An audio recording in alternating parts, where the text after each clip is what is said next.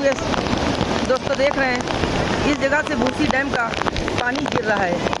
ये गिर रहा है, उसके बाद ये जाली लगी हुई है, इस जाली में से पानी आ रहा है और उसके बाद का ये नज़ारा देखिए। ये सीढ़ी है, इस सीढ़ी के पास बैठे हुए लोग आनंद ले रहे हैं।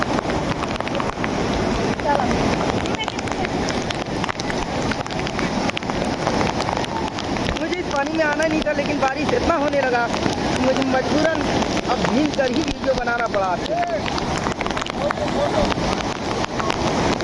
ये देखिए, पूरा आनंद देखिए, पूरा आनंद लेते हुए।